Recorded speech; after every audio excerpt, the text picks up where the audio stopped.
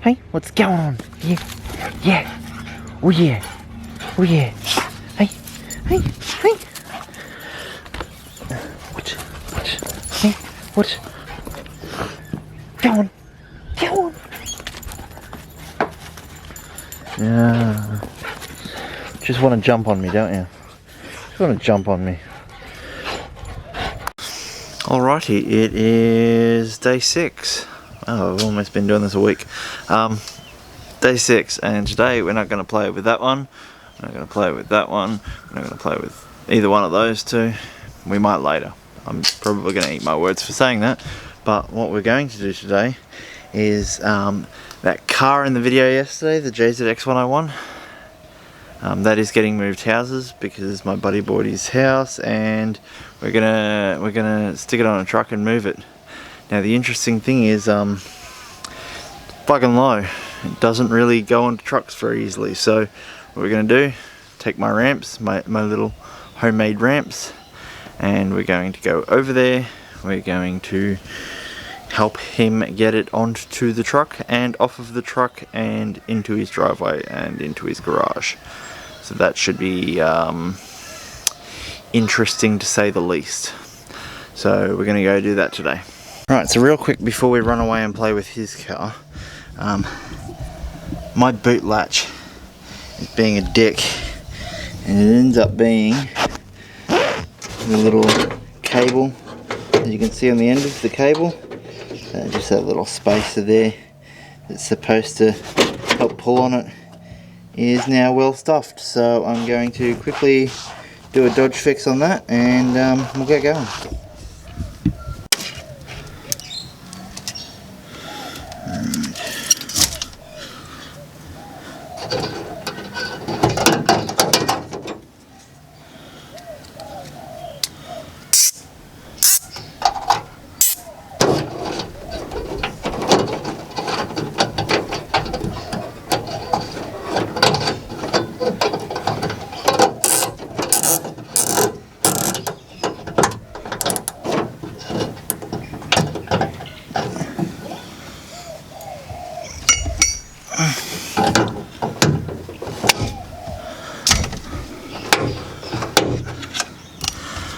Alright, and just like that we have our little fix.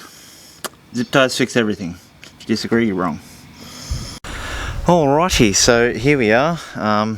Some more history about this car. Never used to look like that, and being a 101, he picked it up for reasonably cheap. Used it as his daily for 2-ish years. And then some prick went and rear-ended him. No insurance, stopped answering calls, stopped replying to anything, basically disappeared off the face of the earth. Tried to chase him for litigation, nothing ever happened from it. Unfortunately, however, it's like kinked in the chassis there and in the boot, so it's probably a little past its used by date. So yeah, we'll try and fix it up a little bit more in the rear, but yeah. So as you may be able to tell, it is really quite low. That may or may not have something to do with the fact that I convinced him to take the lowering kit to it and just like half the spring height. We didn't really have to cut too much out of it, because on 15s, with it lowered like this, it sits really low. Like we're gonna have to pull the exhaust out and give it a nice good old tuck, because yeah, even driving on a flat road or flat-ish road, it can sometimes scrape even with all the hangers there. Those are genuine 1-tonnabies. Picked them up off a friend for cheap. They just happen to be the perfect size for it. So I believe they're a 15x8 zero offset. So yeah, they sit nicely, just nicely in the guards. So I mean, it's got a slight bit turn on it, but factory guards, haven't had to flare it or pump it or anything like that, and they sit like that. So it's yeah, really quite lucky that they come up for sale. Alright, so we'll go in and we'll have a look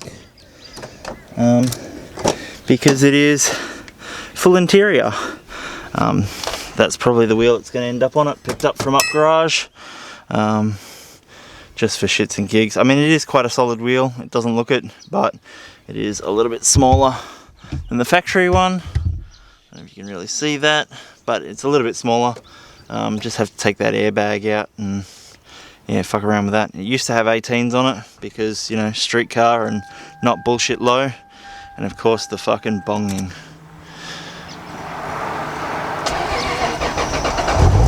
Being that it's a 101 digital dash. Oh yeah.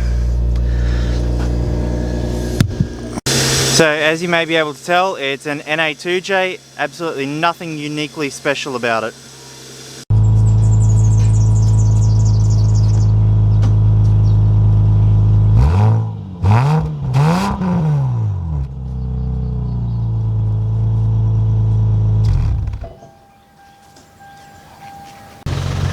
Alright, so tow truck's here. Get this thing out.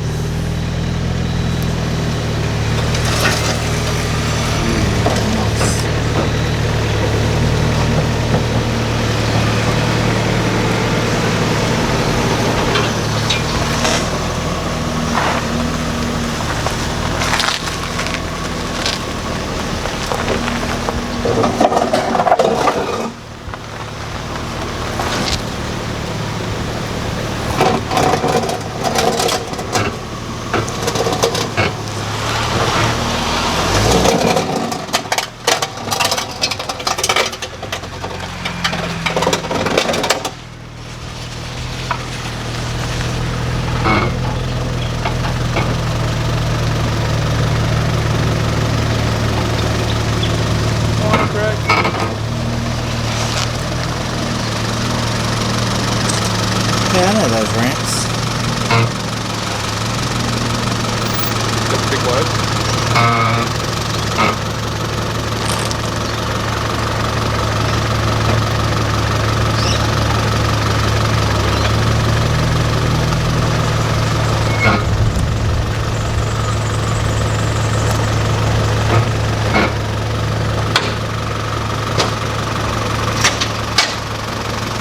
Just hold that line, Jess.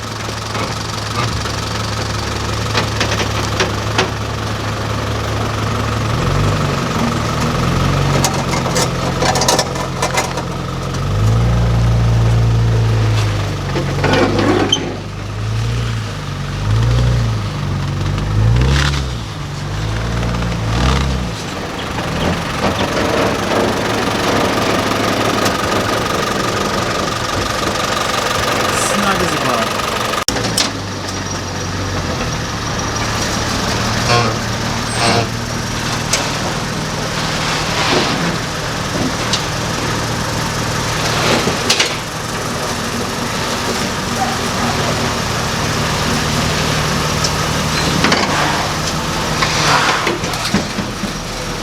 Somewhat more noise run. Alright, so one of the things that Mr. Samwise told me was that the projector is actually my normal headlight and then that is my high beam. So what we're going to do is we're going to switch over that cable, just check it all works, and yeah.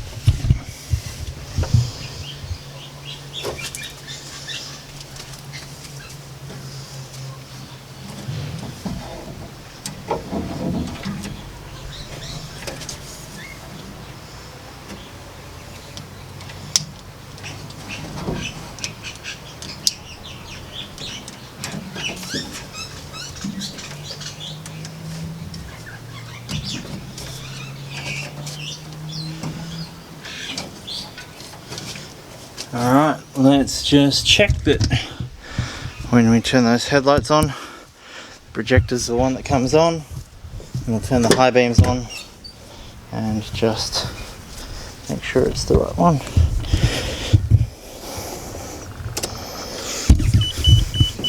Yeah. Alright, so projector, probably a little harder to see on this side, but there you go, projector. I'll go hit that high beam switch.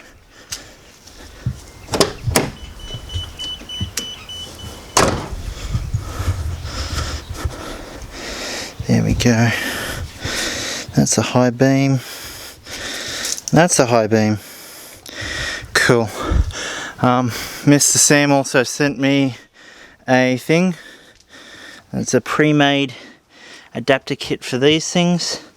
So it just goes, it plugs into that plug, and then it has very much the similar sort of wire thing off, but it actually has a plug to go into that, so it just looks a bit neater instead of my little terminals going in by themselves. So I might end up with that at some point as well. So another thing that's been presenting itself as a problem is actually in this thing here. So when I got the car many years ago, it had this issue when you were driving it along, the power would cut out, you'd lose stereo, you'd lose dash, you'd lose everything. And it freaked me out for a while, and then one day I was driving to a car meet and the car stopped on the side of the road. Lost everything, couldn't start the car up again. What I ended up doing, I think Mr. Sam came to my rescue in that time too. He said just check that it's an engine earth. Luckily I had jumper cables in the car, so I was able to attach jumper cables from the engine hook and attach it to somewhere on the body, drive to the car meet, because you know I was already most of the way there, and then drive all the way home with it. So I was able to have my meet. But yeah, after that I replaced the engine strap with another one. The old one was corroded to shit, and weirdly enough it started doing it again. So I'm going to check that that strap's still okay. I'm going to check that it's not corroded. I'm just going to see what the deal is. I might end up getting the old voltmeter out and just testing to see, because yeah, I'm a little worried. It started doing it again after 3 years of not having to deal with that problem. So we'll pop the bonnet on that and have a look. Alrighty, so that blue wire there, that is the earth strap that I replaced the old one with. It looks like it's still reasonably attached on that end. It looks like from the back, I don't know whether you can really see just because it's a bit close and blurry. It looks like that sheath may have worn through, and I might have a bit of an issue on the other side of that. So I'm going to just pull that off, and we're going to see what it looks like and just make sure that it's not rubbed through or corroded or anything like that, because if it is, guess what I get to replace again. Oh yeah, and this is underneath the bonnet of this car. I don't think I've ever shown this. So it's a very standard, just a red top, just a small port red top. So the 100 kilowatt motor, as you can see, that's a GZE bonnet. It is a genuine GZE bonnet, but it was just put on there to replace the one that was used to be on there that got folded in half once upon a time ago. And yeah, it's very factory. It's got about, it's probably up to about 160,000 Ks now. And the car was originally also automatic, So they changed it over when they changed the engine. Another thing is these cool horn setup. That came with the car from Japan, so I didn't have to spend any money on that, despite the fact that I'm definitely not a weeb.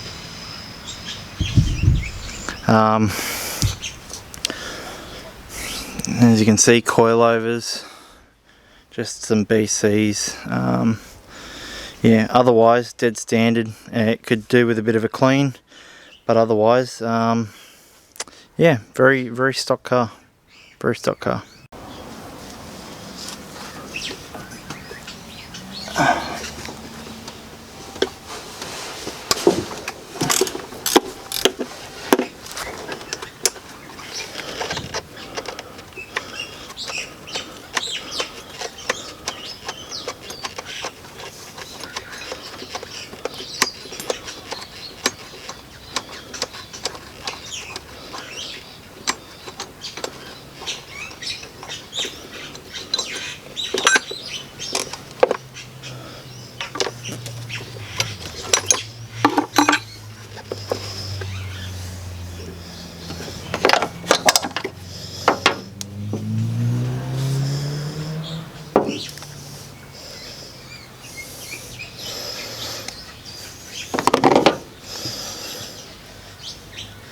Well, it doesn't look like it's corroded. However, it doesn't look particularly healthy either.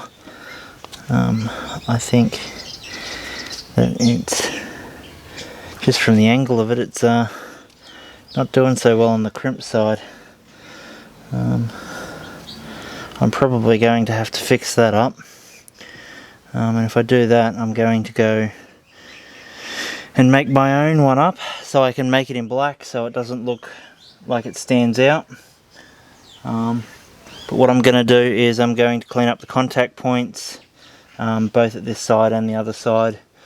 Just get any oil, grime or any sort of corrosion build up, clean it all off, and fingers crossed that's all it takes, and then it can stop cutting out on me again.